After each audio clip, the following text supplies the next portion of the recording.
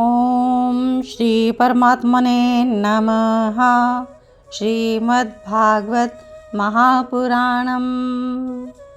सच्चिदानंदरूपाय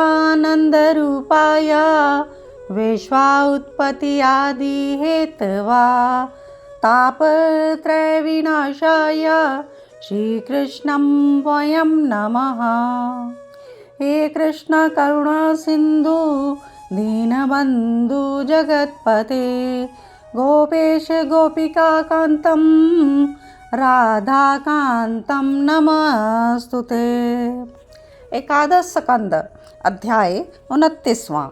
भगवान श्री कृष्ण द्वारा भागवत धर्म का निरूपण और उद्धव जी का बद्रिका आश्रम क्षेत्र गमन। उद्धव जी आज भगवान श्री कृष्ण से प्रश्न कर रहे हैं कि हे प्रभु, जो व्यक्ति अपने मन को वश में ना कर सका हो, उसके लिए जो योग साधनाएं आपने बताई हैं वे बड़ी कठिन हैं। अब आप कोई ऐसा सुगम सा साधन बताइए जिसके द्वारा मनुष्य सहज ही आपके परम पद को प्राप्त कर सके, क्योंकि बहुत से योगी तक जब अपने मन को वश करने में सफल नहीं हो पाते तो उन्हें बड़ा ही दुख होता है और वे हार मानकर अपने लक्ष्य से हट जाते हैं। भगवान श्री कृष्ण मुस्कुराकर कहते हैं, हे उद्धव जी, आप तो जानते ही हैं कि जो व्यक्ति निश्चल और निष्काम भाव से मेरे चरणों का आश्रय लेता है उसे किसी योग करने की आवश्यकता नहीं होती।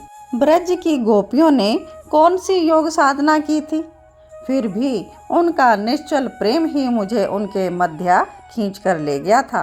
फिर भी मैं लोकहित की दृष्टि से उस मंगलमय भागवत धर्म का उपदेश तुम्हें देता हूँ, जिस पर चलकर मनुष्य दुर्जय मृत्यु को भी अनायास ही जीत लेता है। हे उद्धव जी, मेरे भक्त को चाहिए कि अपने सारे कर्म मेरे लिए ही करे और उन्हें करते समय धीरे धीरे मेरे स्मरण का अभ्यास बढ़ाए। कुछ दिनों में उसका मन और चित्त मुझ में समर्पित हो जाएगा। मेरे धर्मों में वे रम जाएंगे।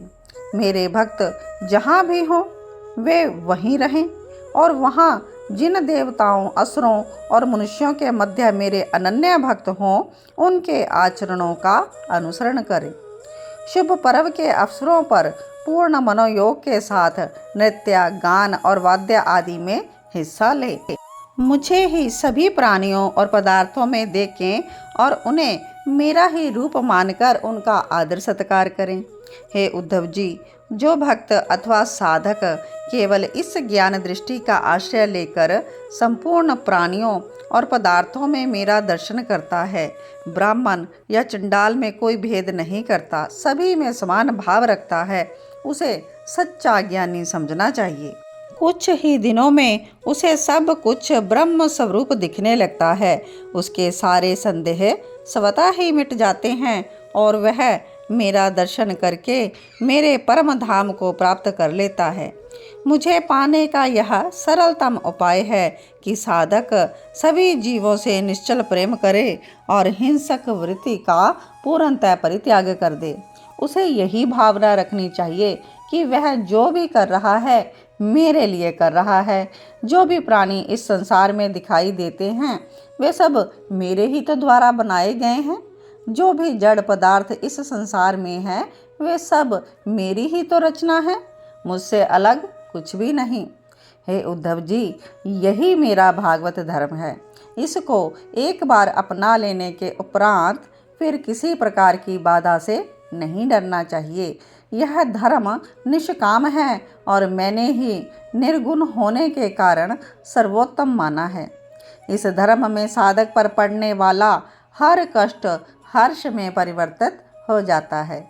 संपूर्ण ब्रह्म विद्या का रहस्य यही है। हे उद्धव जी, मेरा और तुम्हारा यह संवाद जो स्वयं सुनेगा दूसरों को भी सुनाएगा, वह स्वयं ही पवित्र होकर मेरी भक्ति को प्राप्त हो जाएगा। जिस समय मनुष्य समस्त कर्मों का परित्याग करके मुझ में आत्मसमर्पण कर देता है उसी समय वह मेरा परम प्रिय हो जाता है। मैं उसे जीव तव से छुड़ाकर अमृत स्वरूप मोक्ष की प्राप्ति करा देता हूँ। वह मुझ में मिलकर मेरा ही स्वरूप हो जाता है। तो राजा परीक्षित से शुकदेव मुनि जी कहते हैं कि जब उद्धव जी ने भगवान श्री कृष्ण से योग का पूरा पूरा उपदेश ग्रहण कर लिया, तब उनकी आँखों से प्रेम अश्रु उमड़ पड़े। प्रेम से उनका गला रुंध गया, उनसे अब तो कुछ बोला ही नहीं गया। उन्होंने प्रेम विह्वल होकर भगवान श्री कृष्ण के चरण पकड़ लिए और उनकी स्तुति करते हुए कहा कि वह मोह माया के अंधकार में भटक रहे थे। उनका मार्गदर्शन करके हे प्रभु, आपने बड़ा ही उपकार किया है। तो इस पर भगवान श्री कृष्ण ने उद्धव जी को बद्रिका आश्रम जाने के लिए कहा और उनका आदेश पाकर उद्धव जी सब कुछ छोड़कर वैराग्य लेकर बद्रिका आश्रम में भगवान श्री नारायण के धाम चले गए और वहीं रहकर तपस्या करके भगवान का भजन करके उन्होंने परम गति को प्राप्त किया।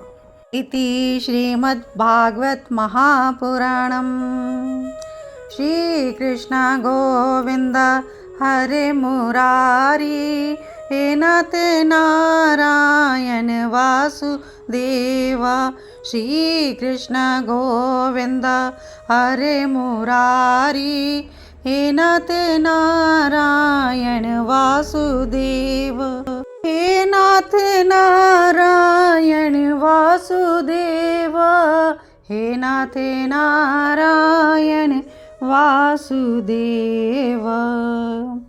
तो इस अध्याय में हमने श्रवण किया उद्धव गीता का बहुत ही सुंदर भागवत धर्म का निर्देशन, और भगवान स्वयं कहते हैं कि इस संवाद को स्वयं भी सुनिए और दूसरों को भी सुनाइए। तो इसीलिए इस वीडियो को आप ज़्यादा से ज़्यादा शेयर करें ताकि अन्य भी इस भागवत धर्म का निरूपण जो कि भगवान श्री कृष्ण द्वारा स्वयं बताया गया है, इसको ज़रूर शेयर करें, क्योंकि स्वयं भी नाम जपना और दूसरों से भी नाम जपवाना यही कृष्ण भक्ति है, यही प्रेम भक्ति है। नाम जपते जपते भगवान श्री कृष्ण का ज्ञान अपने अंतर मन में स्वतः ही प्रकट हो जाता है। उस ब्रह्म स्वरूप का दर्शन अपने अंदर